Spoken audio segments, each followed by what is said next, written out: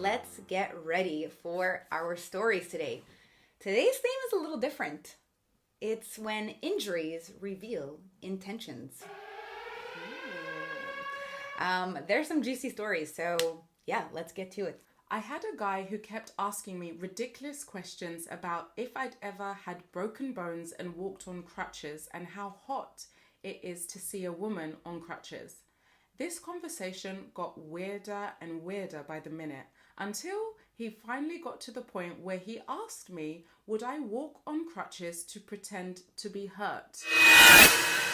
Scared the crap out of me because I thought dude might actually be willing to break a woman's leg to fulfill his weird ass fantasy. No thanks. Oh my god, that is scary. I'll get the crutches and hit it over the head. Right? Done. Next.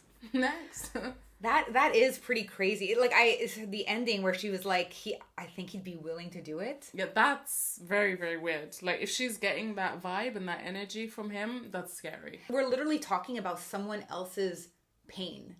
And if you find that as a turn on, that's off. Yeah, that's very you off. need some help. It's a bit sick, yeah. This is screaming like beater. What's the word I'm talking about? Like Wife physical beater. abuser. Yeah. Like Or like I feel this is the type of guy that he sees his girlfriend like about to trip. And he's like, oh, let's hope she twists her ankle from it, you know? Like, instead of grabbing and helping her. But I want to understand what's the turn on for him. Do you understand? Like, I don't get it. The weakness? Maybe? It's super strange to me, like, these fetishes. Like, some of them are very strange. This is, like, a whole nother level. Yeah, oh, yeah, absolutely. That he's turned on by a girl in crutches. And the fact that he's like, if she would pretend to be hurt. So, like, you know, like when they're role playing in the bedroom, like some girls come out in like nurses costumes and like with wigs. That's She'd have to come out like in lingerie and crutches and broken and like scars and scratches. I want to know, anyone out there that has a fetish or a fantasy of people on crutches, please email in. Yes. I want to know, we want to know, what is it that turns you on? Yes. I'm really curious to get into this mind. Or if somebody is in like psychology and they understand this type of fetish, I definitely want to know, because I'm actually really, really creeped out at the moment. And I can see why she'd be scared. I would be just as scared. Like, I wouldn't trust this guy. I would be scared that he would hurt me. And then make it look like an accident. To turn him on. The thing is, you can't even have sex with someone like this. Right? Yeah, because if he's hurting you exactly in the bedroom, he'll like it. Exactly. To the original poster, I hope you blocked him. I hope you ran with your two working legs, ran and blocked.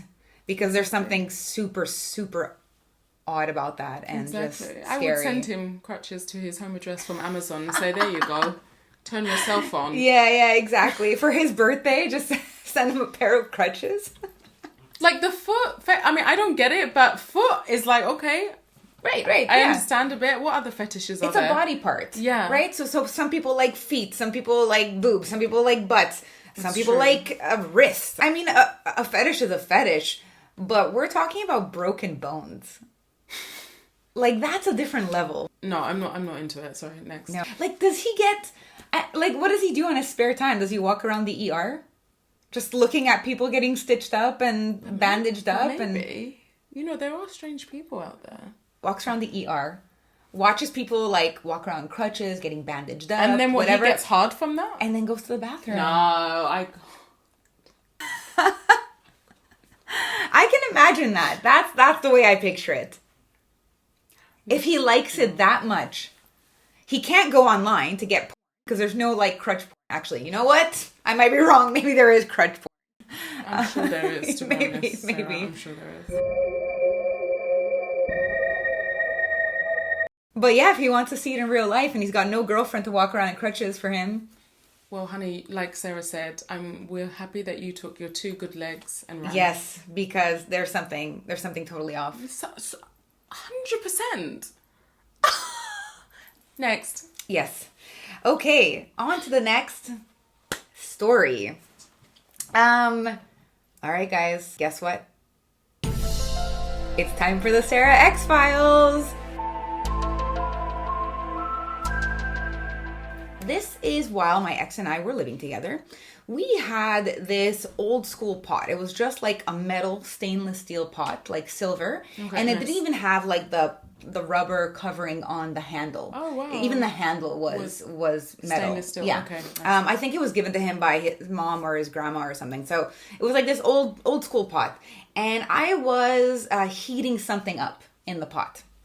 And it had been a while. I was sitting on the couch and I'm like, is my food ready? Like what? Like I don't hear anything. I don't smell the food. I don't see any smoke, whatever. So I go into the kitchen and I realize that I had put the pot on the wrong burner. So there was a burner that was on, but the pot was on the burner that was off, which is why my food wasn't getting ready. Okay. So I take the pot by the metal handle, which was laying right in front of right on top of the burner. Take it, put it on the burner that was on, and then I feel this immense pain. And I remember going like this, and my hand kind of stuck. No. Like and I'm like no. And I realized because because it was metal, because it didn't have that, that rubber covering like we do now, it heated up because that part was right over the burner. So I had burned my hand. I had this like large mark going across. So I scream, obviously I freak out, I start to cry, we put some cream on it and whatever. And then for hours afterwards, I had to keep my hand in water. The second my hand came out, it would start to burn again. Like, I just had to keep my hand in water for several hours. Yeah. And when I tell you that this man did not take my pain seriously, I am not exaggerating. He kept telling me that I was being overdramatic, that I was exaggerating. I kept saying, I think I need to go to the hospital. I mean, if you can't take your hand out of water for several hours, I think that's pretty serious. He kept telling me, you don't need to go to the hospital. He told me that if I go to the emergency room, he wouldn't wait with me. Wow. Yeah. Okay. So I waited a few hours. Finally, I was able to get my hand out of the water, put some cream on it, went to bed, and I had to go to work the next day. The next day, I'm at work. I used to work like in a cell phone shop. And my hand is still hurting, but I'm trying to work. And then finally, I had to put a screen protector for a customer. And I just couldn't do it. Like my hand was, I just couldn't move my hand properly.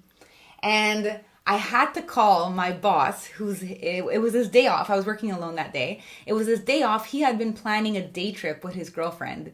He had to cancel the day trip so he could come replace me because I just couldn't work anymore. It was so bad. And then he called security at the mall, and security came and saw my hand and went, whoa, this is really bad. And so he put a cream and he wrapped my hand. So the security guard was nicer to me than my own boyfriend. Yeah. And I go home, he's home, and he sees the hand and he goes, oh my God, come on. Like, he's like, you're totally exaggerating. You're taking it way too far. I'm like, I didn't wrap my own hand. The security guard wrapped my hand. And then he was like, well, the security guard's not a doctor. Well, he did more than you did, so... Yeah, exactly. At least the security guard took me seriously. And then he was like, I can't believe you're taking the day off work because of this. I'm like, I was in pain. Still am in pain. And I'm pretty sure I needed, like, medical help. I'm sure I did. I never ended up going to the doctors for it or to the clinic. But a few days later, all this, like, where the mark was, it turned, like, green and scaly. And when I looked it up, now I know Google is not a doctor, okay, I get it. But when I looked it up, it looked like the symptoms matched that of a second-degree burn. Oof. Yeah. Every time I said second-degree burn, he would cut me off and go, oh my God, it's not a second-degree burn. You're not a doctor. Google's not a doctor. It's not a second-degree burn. You just got a little burnt. You're just over-exaggerating. No way. That is insane. Do you think he was jealous or something? Like, like, as crazy as that sounds, it's like all attention was on you, right? In that sense. Like, I just think his reaction is quite absurd. Well, yeah, absolutely absurd. But I think it's the incapacity to be supportive. Wow. Like, just unable to, like, support Be me and, like, empathetic. Yeah, okay. and acknowledge, like, the fact that, like, You were hurt. that I was hurt. Yeah. And that I should have definitely gone to the clinic. I just wanted my boyfriend to come with me. And he's like, I'm not waiting in the clinic for you. I don't even think he wanted to drive me, now that I think about it. Yeah, I don't think he wanted to even give me a lift. So what did he want to do? Nothing. He wanted me to stop whining. How long did it take to heal? More than a week. And there was another time where I think we had been drinking a little bit, and I fell over and hurt my knee. Mm-hmm. And I remember, like, I remember being drunk, going, like, holding my knee like this, and he was like, "Oh, you're fine, you're fine." And I remember going, "What kind of boyfriend are you? Like, you're not a real boyfriend." No way. Yeah. He still was just. He laughed. He thought it was funny. Yeah. I just don't know how long and how you were with him for so long. When you're in that type of relationship, they know how to manipulate you. They know how to give you highs after they've given you so many lows. So that you have some good times as well, so that your brain thinks it balances out. It doesn't. It's completely toxic and it's manipulative. It's so scary. But that's how you end up remaining with people in a bad relationship. Have you seen the documentary about Gabby Petito? I haven't seen it, but I know of it. I know. And so she was in an abusive relationship. Like, I think he was actually, like, physically abusive to her. And her friends knew about it to a certain extent, but they knew, like, she wasn't happy, that she was with the wrong guy, right? But she still stayed. And look at what happened. Oh my God, this is so sad. I can't. If everybody could just walk away at the first sign of abuse, there'd be no stories. There'd be no toxic relationships. What people need to realize is when they're in these relationships, you have to understand, how does the person make you feel? Mm-hmm. And if they make you feel bad, sad, why would you want to stay? Right. Yeah. But you know what it is, though? It's because the idea of breaking up with the person still hurts. So it's like you stay, like, in your familiar hell or find a new hell. Like, that's how the brain sees it. This is so bad when you say it like that. It's Stay in so a familiar hell or go to a new one. Oh my God, that's right. Insane. When you say it like that, that hits so differently. Because I think people would stay in a familiar hell. Exactly. Because when you're thinking about leaving too, like, and if you mention it to that person, they'll be like, "Well, are you crazy? What are you talking about? We have such great highs. We have these moments that are so perfect together. They're so euphoric." Well, just because of fights, couples fight. Like, wow. They just know. They're salespeople. That's what they are. They're just very, very good salespeople. Very sick people, no? Mentally ill, absolutely. Narcissism, sociopaths, psychopaths, they are absolutely sick people, 100%. I don't even know what I could say in terms of advice of if you're in an abusive or toxic relationship. The thing is, I would say you need to speak to someone, but I find that people speak to their friends and family and then they don't listen and they go back anyway. So I actually don't even know what I would suggest, because I've had people close to me in abusive relationships now as we speak. They ask for advice and they go back. So I don't even know what I would. I think there's nothing you can do and they have to learn on their own. But the thing that I find sad is that I have to watch that. I mean, sometimes you got to give them a little bit of tough love. This happened to myself with a friend, actually. She would, like, 1 week she'd call me and she'd be, like, complaining about him or crying over something. And then the next week, like, everything was, like, hunky-dory and roses. And she'd be like, "Oh, you know what? He did something so nice. He took me away for the weekend. He bought me flowers. I love that man. He's a little weirdo, but I love him." And then the next week it would be a problem again. And so one day, when she called me when it was the good times, and she's like, "Oh, I love him. He's so sweet. I'm so happy. I'm so lucky." And I'm like, "Really?" Because I'm pretty sure next week you're going to call me crying again. So it's not funny, but it's like, Jesus Christ. I was like, you know he's not right for you. And I felt that the times when it was good, when she would be calling me, telling me, like, he's great, this and that, I'm like, who are you trying to convince, me or you? Or yourself. It's always themselves, right? Your friends, your family, your therapist can tell you to leave. Yeah. But it's just like an addiction to, like, alcohol or drugs. Unless you want to leave, unless you want to get better. Yeah. You're not leaving. You're not leaving. You can tell them to leave until you're blue in the face, but unless they've decided to do it for themselves, they won't. Yeah, it's true.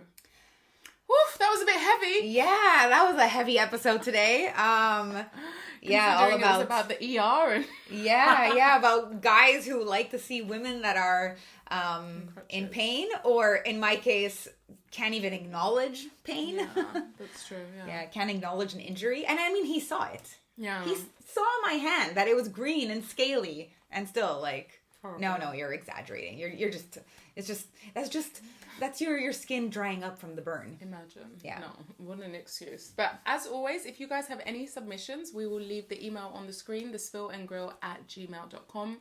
Disclaimer, as always, we are not therapists, psychotherapists, doctors, dating coaches. We don't have behavioral analysis specialists, nothing. We don't have PhDs. We are not experts. We just like to talk. We are very opinionated. And that's it. We just like to talk, vent, share stories, and we're building a community because we are not alone and you are not alone. Exactly. So if you are watching on YouTube, you have been watching The Spill and Grill. And if you are listening on Spotify, you have been listening to The Spill and Grill. I'm Tashinga. And I'm Sarah. Thank you guys. See you next Bye. week. Bye.